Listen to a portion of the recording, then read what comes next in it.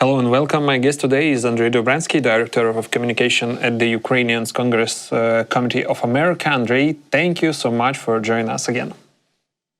And thank you for having me again. So, Macron says Trump finally got that Putin lied to him about peace in Ukraine. Okay, and what now? Reminds everybody of the moment when Steve Witkoff, the special representative to Russia, as well as the Middle East and Iran, when he had what he thought negotiated a ceasefire with Israel and Hamas, only to declare 1 week later that Hamas lied to him and he was surprised at this. So this is very much in line with the Trump administration, declaring things that the rest of the world readily knows. We know that Putin is a liar. We know that he's a war criminal. And we know that he needs to be not only stopped, but he needs to be prosecuted for a fair and just peace. The problem with these kind of realizations and finding hope in them is the fact that President Trump vacillates a lot in terms of his personal demeanor, and his personal reaction is how he dictates a lot of his policy. So while he may be upset one day, as he was over a month ago when he declared on social media Vladimir stop, that quickly turned to further declarations of the possibility of working with Russia. And as we know, that up until this moment, we still have negotiations going on between Russia and the United States about some kind of potential trade deal. So no matter what President Trump declares, it is really the actions after the fact that we need to see happen. So are there going to be new sanctions? Are there going to be increased weapon systems sent to Ukraine? These are the actions that would show us that there is a change in policy, as opposed to just what we heard when President Trump was at the airport yesterday, as well as his social media declaration as well. Okay, Trump says Putin has gone totally crazy. At the same time, he blames Zelensky for causing problems. So who's really the problem for Trump here? And does that mean he'll finally get tougher on Putin? I believe reality is the problem for President Trump. The way the world exists, it does not act in the way that he wants it. This doesn't just apply to the international relations between the United States, Ukraine, and or Russia, but also his approach to international economics and the tariff war, and why aren't prices going in the way he wants. He's very upset at the Central Bank of the United States, the Federal Reserve, for not listening to him, even though it is a separate entity and declares its own actions by itself. So in this respect, yes, he as soon as he declares his being upset with President Putin, he also must include the fact that President Zelensky doesn't do everything that he wants either. Although we must point out to President Trump, and we activists here in the United States do point out to both the news sources as well as to elected officials that as almost as quickly as President Trump asks for something, Ukraine responds pretty quickly, as opposed to Russia. We must point out that it is President Zelensky who acceded to a full ceasefire, not President Putin. We must point out that even though the coalition of the willing was interested in putting on sanctions as of 2 Mondays ago, it was President Trump who demanded that President Zelensky meet with President Putin in Istanbul, which never ended up happening. But President Zelensky did travel to that country in the middle of a war. So this is something that even though President Trump expresses anger with, it is important that we underscore to his closer allies. And then that we need to hear from his allies specifically. For instance, we heard last night during the bombing that Pastor Burns, the evangelical pastor from South Carolina, who visited Ukraine earlier, who saw the difference, who only realized once he saw with his own eyes what was happening, and then came back and explained to President Trump what he thought was happening. He lashed out on social media that this isn't right. We should not be seeing what we're seeing in Ukraine. So it's a combination of activists explaining to Republican officials, but also Americans with knowledge of what's happening in Ukraine. They need to talk to President Trump as well. Moscow keeps using fake Ukraine hit us first excuses to cover up its war crimes. Is Trump still buying that old trick? It's not so much whether he's buying it, but it seems that there are people in the the circle of President Trump, whether it's official members of his administration or special representatives like Steve Witkoff. We know that Steve Witkoff has broken off conversations with Russia in person until there was any movement. He seems to be fully focused on Iran going forward and not sitting and meeting with Russian officials. For instance, he wasn't even involved in any potential talks in Turkey when that was happening. We know that the State Department had representatives, including Marco Rubio there, as well as Keith Kellogg now seems to be elevated back into a prime position to be a part of the negotiating team, as opposed to Steve Witkoff 2 months ago. We thought that was completely reversed.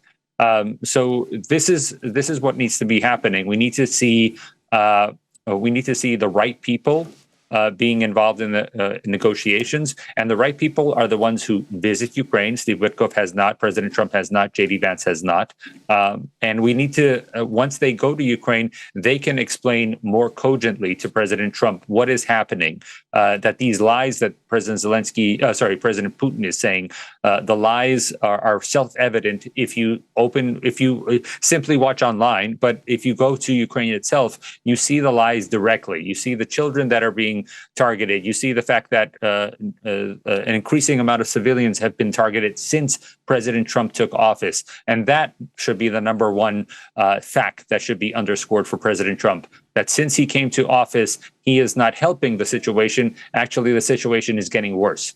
And building on that, Trump didn't like what Zelensky said about the US being silent, and now he's pointing fingers. Is he really gonna walk away from Ukraine over that?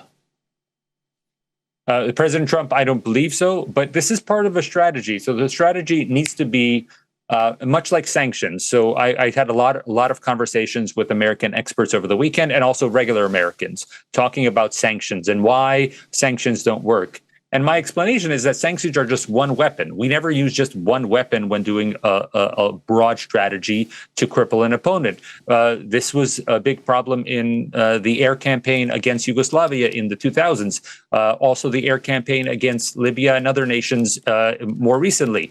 You cannot rely on one playing field, one battlefield, to completely overwhelm your opponent. And so we cannot rely simply on sanctions. We need to increase military support. We need to increase diplomatic support, as well as supporting Ukraine's case for an international tribunal on war crimes. All of these things work together to pressure the enemy. Similarly, we can't rely just on good-natured relations between our two countries. Sometimes, from time to time, President Zelensky needs to point out that the facts aren't being recognized by the United States. He did this when Bridget Brink, the former ambassador, did not mention Russia in a social media post when she was still ambassador in Kyiv. Similarly, this time, he needs to point out that these massive attacks that have happened for 3 days in a row, where civilians are specifically being targeted, we cannot let that go as a nation and not point out directly to the Americans, what are you talking about? When Marco Rubio was testifying all of last week that we're making progress, we're clearly not making progress if these attacks are ramping up. So it's good that President Zelensky uses that selectively. It's not every day that he calls out the United States, but in this case, it definitely helps. And again, it's just one part of the entire scale of a attention campaign that needs to be constantly brought up in the West, constantly bringing up Ukraine, because the United States specifically will easily not talk about Ukraine for weeks at a time unless there is something coming out of Ukraine forcing the attention.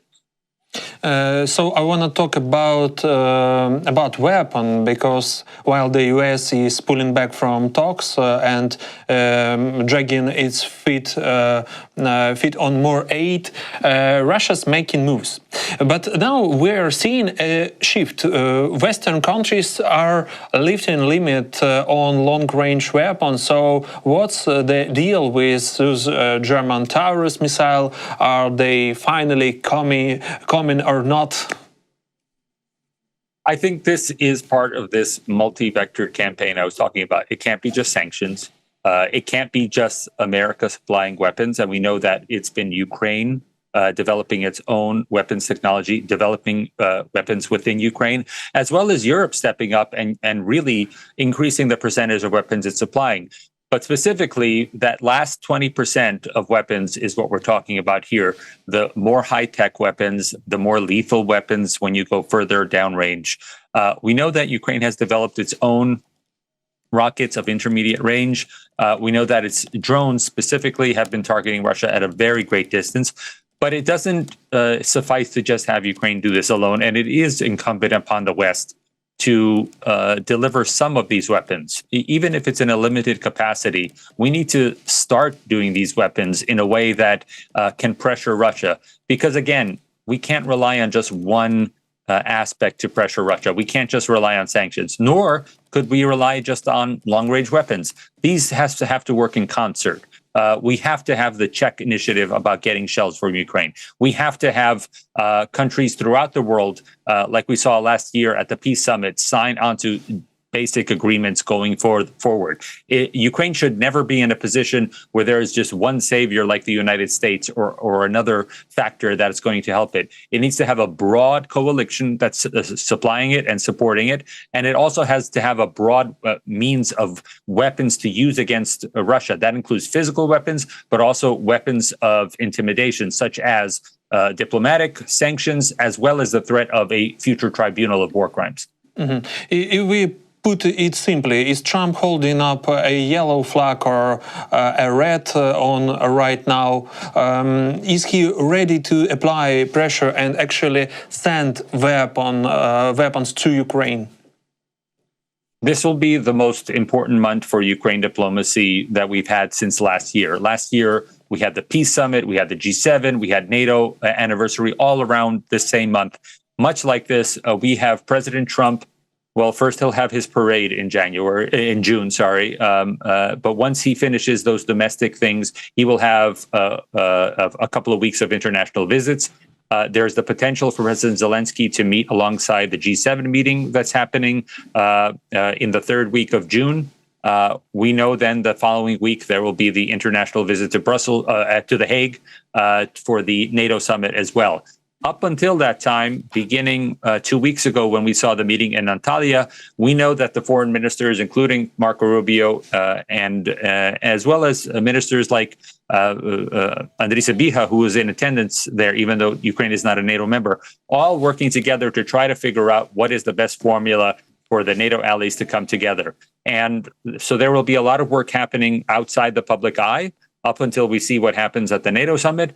But we also see very publicly the G7 meeting, what happens there, what statements are made, and if Zelensky meets with Trump there, as well as then the NATO summit. This will be, again, as consequential as last year. We had that big series of meetings in June of last year, including the reconstruction summit. We had the peace summit. We had the G7 and the anniversary of NATO. All of these events came together for progress diplomatically. It's not enough just to have one summit, but when you have multiple summits in a row, you can start a conversation at one with different leaders and then eventually come to where you wanted to come at the next summit. So this will be a very important for all of Ukraine's diplomatic corps, all of our allies' diplomatic corps, and I assume that all of our viewers will be looking closely over the next month. The Kremlin says they're still figuring out where and when to talk and drafting some mystery memorandum. So what are we talking here? Peace talks in a week or maybe sometime next year, if ever? Well, I feel this is the same position we were in December of 2019 when we had the Normandy format meeting in Paris, and everybody thought there would be a meeting fairly quickly. It's always been the enemy who has delayed these kind of meetings because there is no interest from the enemy to come to a peace agreement with Ukraine. They want to eliminate Ukraine. So while we did have some sort of progress, the West would say that we had progress in the fact that there was some sort of meeting in Istanbul. We know from all the reports coming out of Istanbul that this was not a productive meeting, apart from the fact that we still are getting the prisoner swaps. Other than that, there was really no progress made towards peace. And if anything, the Russians were even more antagonistic during that Istanbul meeting. I don't see how that kind of perspective on who they sent to Istanbul, what the message that they put out in Istanbul, that doesn't show that they're going to work towards next summit anytime soon. And frankly, I would be surprised if Russia didn't start attacking with more ground troops around the same time as the G7 or the NATO summit. This is what they did when they began the war, the full-fledged invasion in 2022, when they held the chairmanship of the UN Security Council, professed that they were not planning any invasion, and yet invaded during that time. They do like to interrupt the rest of the world, much like they interrupted the Olympics when they invaded Georgia, by doing their own military assaults in contravention to everything that's being talked around to the rest of the world. Trump has delayed imposing massive tariff on all EU goods. Can you explain why, or maybe give us your take on this news? This is a position that President Trump, he's not an ideologue, but there are some things that he's very much in favor of. And for decades, going as far back as when he was speaking at different political rallies in the early 2010s, when President Obama was still president, as well as when he was exploring being president much earlier in his life. He has always talked about tariffs, specifically against Asian countries. When he first was talking, that was about Japan. Then he changed to China as well as both Koreas. Now he has targeted our allies. And this is something we saw during his first administration, that he realized when he became president the first time that it's much easier to target your allies and attack them. They're not expecting to be attacked economically. They're not expected to be dismissed or insulted by rhetoric. And this is something that President Trump has done time and again, whether it's Canada and Mexico, our closest physical neighbors, whether it's the UK, one of our oldest neighbors, as well as all of Europe. He is specifically targeting the members of his military alliance, NATO. He's specifically targeting the nations that buy the most American goods and assuming that he can apply tariffs to them. There is no sound economic reason for this other than the fact that he believes more than anything that he needs to show accomplishments to the United States. And the easiest way to do that is not against an enemy like China, not against an enemy like Russia. That will take a lot of effort and a lot of time. So the easiest thing to do is to show that you can declare unilaterally tariffs against the EU and declare a victory and show the American people that he is successful. New tough sanctions against Russia just got massive support in the US Senate from both Republicans and Democrats. So what's next? Will we finally see really hell-level sanctions on Russia? Or is Trump just going to say it's all Zelensky's fault again? What I always tell people who are working in advocacy is the Senate and any parliament is a very complicated space. You can work for a year or 2 years on a specific piece of legislation, and it might not come to fruition because of politics that you are not involved in. And in this case, we have the Senate who has been working towards these sanctions since last September. We know they had an election, change of Senate, but the beginnings were really last summer when Lindsey Graham was visiting Europe with other members of the Senate, and they started thinking about how to seriously increase sanctions against Russia. What is the problem that I began this with? The problem of internal politics. This has just been a Senate initiative so far. There are people in the House who declare that they would like to support this, but there is no set legislation through the House Foreign Affairs Committee yet about this, or the House Finance Committee in as far as this relates to tariffs. The House is currently on a break this week. They have their vacation for Memorial Day after completing their vote for the national budget. They have passed the national budget. The Senate wants an entirely different national budget, so they are at odds with each other, even though they are controlled by the same political party. And in between, exists the sanctions regime. So will we have the House and Senate talk about the national budget first? Will the House perhaps bring up the sanctions regime that the Senate is working on? I don't know which one comes first, but I would assume that it's going to be the domestic politics first, which is the national budget, and see what happens first and what kind of negotiations begin there. And then as far as the sanctions regime getting passed by both the Senate and the House, I don't expect that to happen before later this summer. Okay, thank you, Andrij. And one more interesting question. The US doesn't want to give Patriot System to Ukraine for free, but they are willing to sell them. But Rubio said they don't actually have any available. So what's the trust here? Well, the thing, and this has been the case from the very beginning, is the fact that these Patriots need to be sourced from different countries, really. The United States, for the most part, needs to give its permission because it's the primary technological rights holder. And then whether it's, I'm assuming it's going to be paid for from those other countries. Those countries might send those weapon systems back in exchange for something else from the United States. Then the United States can sell them, or it could be directly purchased from the other countries. It is true that we are not making enough Patriots for the needs of the world. And until such time as we ramp up production, I think there's a very serious case to be made to weapons manufacturers that we need to be ramping up production of these kind of systems. We will see if that's going to be the case. We just got the United States up to speed on producing artillery shells. So we've just, in the last year, went online with a brand new facility to make those. Otherwise, we've been using 60-year-old facilities to make artillery shells. Europe is still not manufacturing as many shells as they have promised, nor are they upgrading any of their more technological weapon systems like the Taurus and Storm Shadow in terms of how many they can produce in a year. So I think on both sides, both the European and the United States, they need to increase manufacturing, or else Ukraine is just going to increase its manufacturing base by itself. So thank you so much, Andrij. I really appreciate your time and insight. Great having you.